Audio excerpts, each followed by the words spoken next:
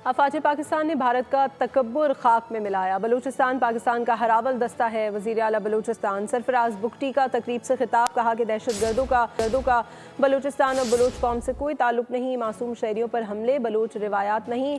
कलअदम BLA Bharat की proxy है। बलूचिस्तान में मासूम शहरियों और मुसाफिरों को कत्ल किया जा रहा है।